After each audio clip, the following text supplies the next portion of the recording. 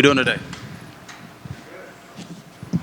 What's up, King? How are we feeling ahead of this one? You done got yourself a beard now and shit? Okay. Finally hit puberty. Yeah. First of all, talk to us about the emotions heading into this one. It's a big card. It's back in Las Vegas. You fought here 100 times already. Talk to us about the emotions heading into fight week. The emotions. Interesting. I don't got emotions, you know? I'm not afforded emotions, bro. Like, I've been in this industry like 12 years. I done seen everything. I know how this shit run, you know? And if I had emotions, trust me, y'all have been out of here, you know, with emotions. I just understand the way the world works. And you just kind of got to go with the system, you know? I don't know if that makes any sense. I'm talking in code. And if you know, you know. If you don't, you don't. Well, I feel like if you know about the world, or certainly about the fight world, you know that sometimes you see veterans paired up against these guys that they like to see cooking, and they kind of want to pair them off and see, can the young guy beat the veteran? Do you think maybe that's the case on Saturday night? They got a young guy they're interested in and seeing what he can accomplish? Yeah.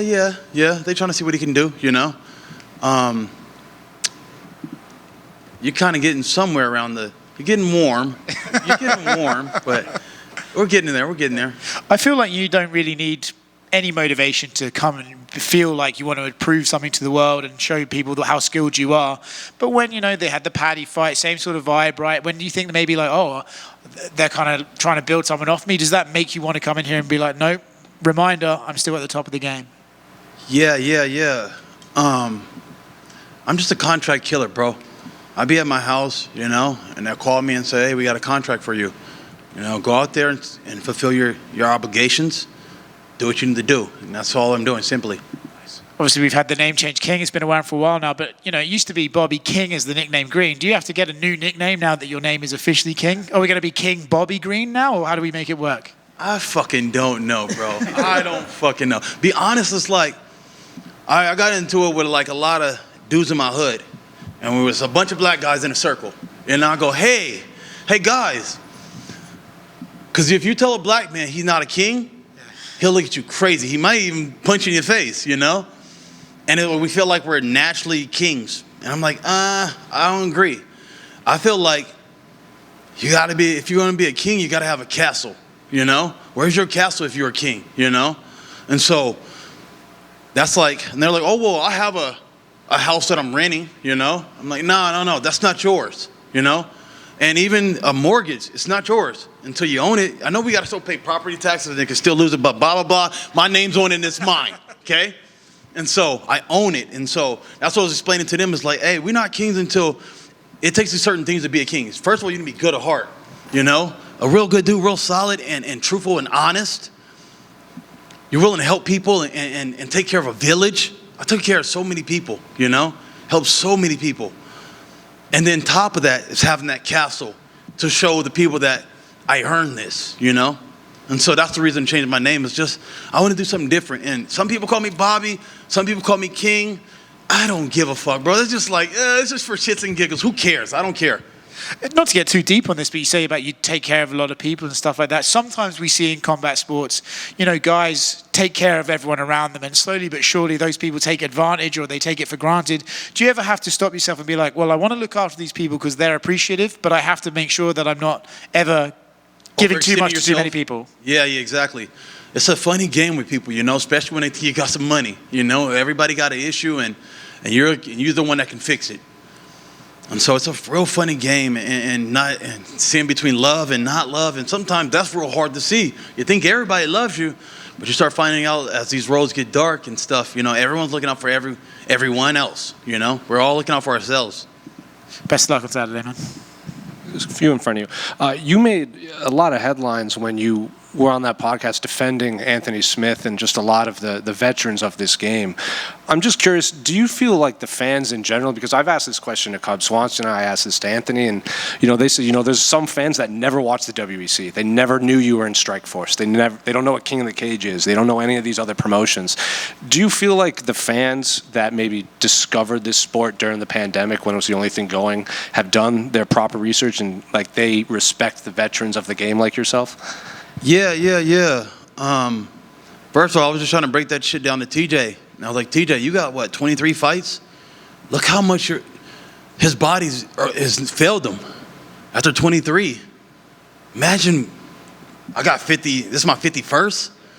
Anthony's like close to 60. You don't know what that walk is like, TJ, when we get that fucking far down, bro. You know?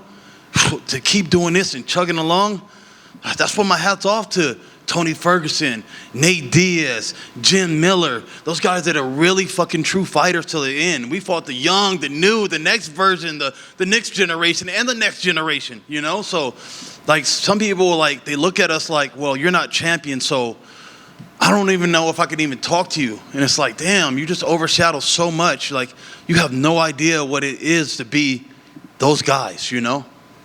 And to kind of go off of that, you know, Rufy, your opponent on one of the embeddeds, he's like, I think his phrase was like, oh, I'm going to bring something new that Bobby's not seen. But he was 11 when you made your pro debut. Sheesh.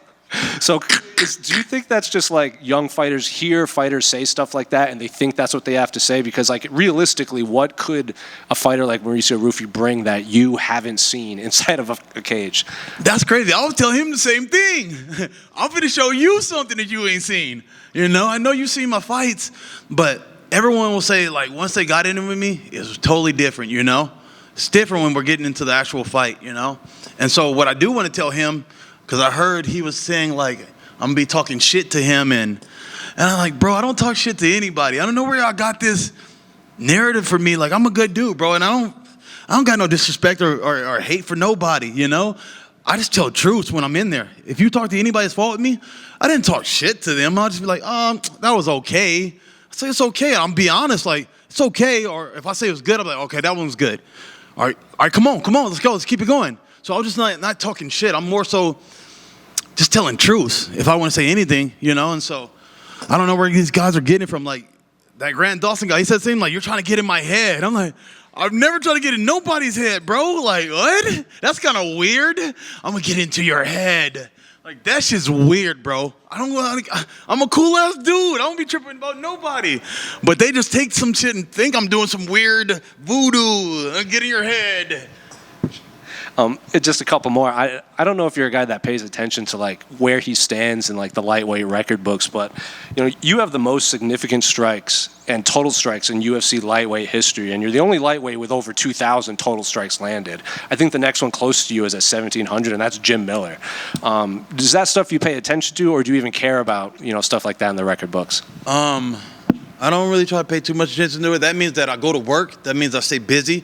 That means that I'm out there working, and so that's a great thing to have. I was trying to put way more numbers, but the Paddy shit kind of fumbled. I had the worst fight of my life with Paddy, and it is what it is, but that's pretty dope, I guess, And just last one. I was going through your past fights just to see how far back it was, before, comparing his date of birth to your debut. And I saw you had a fight against Charles Bennett, obviously. Can you believe that he's still fighting, in 2020? He is? Crazy we're still fighting? Well, he goes by Felon now. He goes by what? Felon, Charles Bennett. He doesn't want to be Crazy Horse anymore. I didn't fell out. I ain't heard from doing so many. I didn't even know he was still doing it. He had a fight 2024. I think he snapped an 8-9 fight losing streak, but he got the W. And so people be asking me when I'm gonna let this go. I'm like, I can't leave when this guy's still fighting. Jim Miller's still fighting. I'm like, I thought I was just just do one or two more, But Jim's still going. I'm like, I'm not going before him. His Charles Bennett's record is 31-46-2. Holy shit. I mean, when you get up there, at least he's still doing it, and he's still being able to compete. King, can you reflect on your last fight with Paddy? You just said it was one of your worst fights of all of your career. What happened? You ever heard of a blooper? You know what that is? Like a blooper reel where the guy slips on a banana peel and then he falls into a bucket and, some stupid shit like that. Well, there's some times where I've had so many fights, I'm like, hey, that's new on my list. So I think I went to go punch him, and he kicked my leg, and then I kind of slipped, and I went down. So people were like, why'd you shoot on him? No, I was already, fucking down there. I kind of just fell into it. So I shot, and then he capitalized on it. And so a mistake I made, fucking just slipped on a banana peel. And shit happens like that, I felt like I lost a Super Bowl, and it is what it is. How much did that one hurt because of I guess there wasn't a lot of trash talk, but there was some heat. Yeah. I ain't gonna lie, bro. I'm gonna keep this shit real with you. That shit hurt real bad, you know? That shit hurt real bad. It's like, because we were so, and getting, you know, and I have to go all the way over his pond and deal with all the craziness, you know? I did it all, and I put it all on the line, and sometimes you go for the best, and sometimes you fall a little short, you know? Do you have a prediction for Justin Gaethje versus Rafael Fiziev? I'm gonna go with JG. You know, that's my dog. I feel like he's already kind of figured out Fizev's timing and Fizev's the way he does. You know, I feel like Fizev doesn't really change his style too much, and so I see Gaethje going out there and putting the same clinic on him. And then last one for me, I just wanted like your thoughts on Alex Pereira as someone who is a little older in the game as well. He's newer in the MMA game, but older in life, right? So, just what are your thoughts on him just taking the UFC by storm? Man, I'm so happy for that guy, man. Just to come from kickboxing, you know, and be doing all those fights, and they don't make as much money, you know, and so for him to have so much success, I'm so happy. He's such a great dude.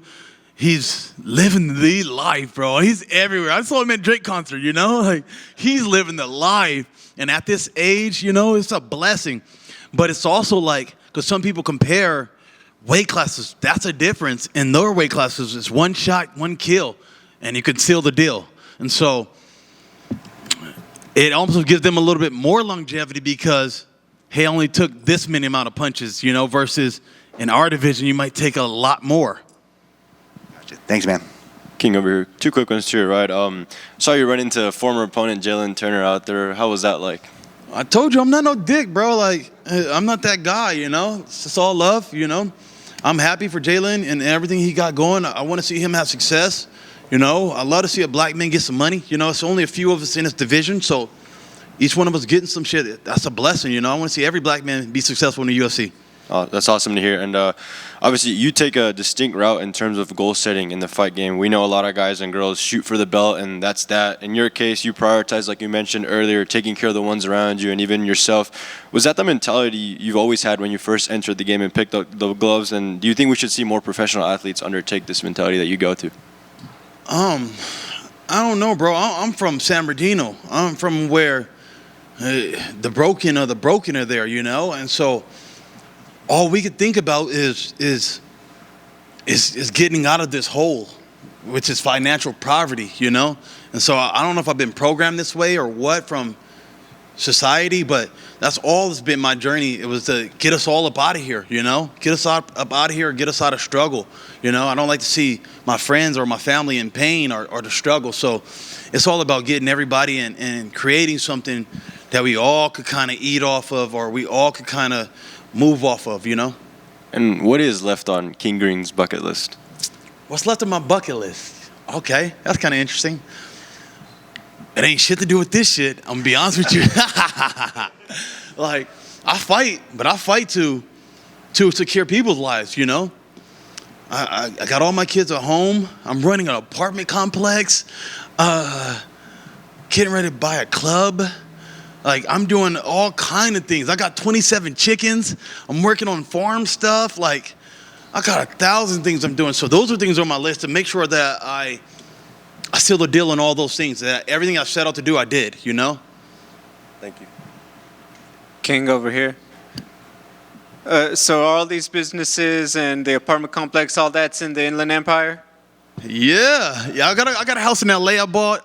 And I got a house in Vegas that I'll be out here in Vegas too, and then but everything else is in the IE. You know, I'm not going nowhere. I started here, and I want to show the people that I'm born here, and I'm still going to be here till I die. You know. What are some of the biggest changes you think need to be brought to the IE? Biggest changes? You talking about like the community and stuff like that? Could be community, could be politics and policy. I was just saying like we just need better role models. You know. Like me, I run through my city, you know? I run through the city. I don't be running on treadmills. I run through the city like Rocky. And I'm hoping some little kid will see me, you know? I'll be running out there with my music, my headphones, and they be like, beep, beep, beep. And I'll be like, what's up? You know? And I'm like, man, maybe one day I want to be like that guy instead of trying to be a gangster, you know? Trying to be a drug dealer, you know? maybe you can do this fighting shit. Maybe it'll get you out of the same shit it got me out of. Rufy and his whole team are undefeated in the UFC so far. What would it mean to you to be the one to hand the whole team that first L? It is what it is, bro. We're going to get out there and we're going to scrap. It's all in God's plans, you know. I like what they're doing as a team. I like how they move, you know, and I love their little swag. I keep seeing these fucking glasses everywhere and shit, you know. I like their swag, you know. They're doing their thing. Hats off to them. We come to fight, and when we lock in and we lock up, the better of the skills will prevail. You say you don't talk trash, so can I ask, who would you say you talk the most truth to out there in the octagon?